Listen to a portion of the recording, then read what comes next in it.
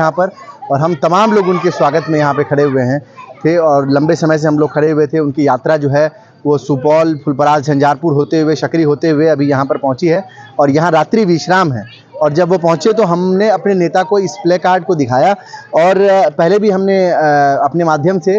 इस चीज़ की जानकारी कल ही अपने नेता को दे दी है कि हमारी विधानसभा, जाले विधानसभा के अंदर लगभग 7,328 वोट जो SIR का ड्राफ्ट आया है उसमें डुप्लीकेट पाए गए हैं। डुप्लीकेट पाने का मतलब यह है कि एक वोटर जो बूथ संख्या 5 पे है वही वोटर बूथ संख्या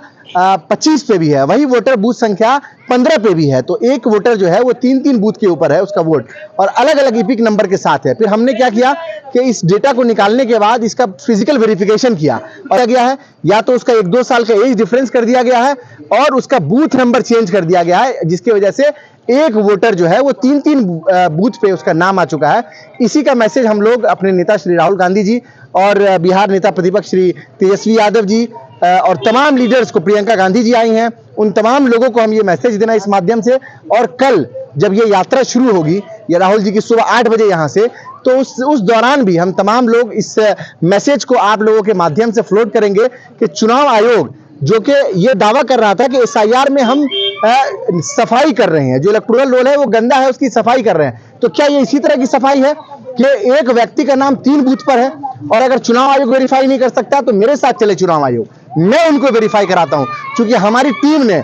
200 से ज्यादा फिजिकल वेरिफिकेशन किए हैं और जो डेटा है वो चुनाव आयोग का SIR का डेटा है, जो SIR के बाद जो ड्राफ्ट रोल तैयारी है उसका डेटा है, उसके डेटा के बेसिस पे मैं तमाम बातें रख रहा हूं और इसका पूरा हमने PDF जो है वो अपने नेता को सबमिट कर दिया है उनके यहाँ आने से पहले ही। और हमारी ये डिमांड है कि चुनाव आयोग जिस तरह से वोट चोरी कर रही है भाजपा के दबाव में, तो हम ये कहते हैं कि वोट चोर गद्दी छोर। तो क्या लगता है कि राहुल गांधी जिस तरह से यात्रा कर रहे हैं फायदा मिलेगा इसका?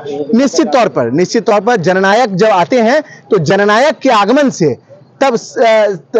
पूरी तरीके से फायदा होता है। राहुल जी ने ही वोट अधिकार यात्रा निकाली, तेजस्वी जी ने वोट अधिकार यात्रा निकाली और इस वोट अधिकार यात्रा के माध्यम से जन जागरण किया जा रहा है और ये बताया जा रहा है कि जो इस देश में विश्वसनीय संस्था हुआ करती थी, जो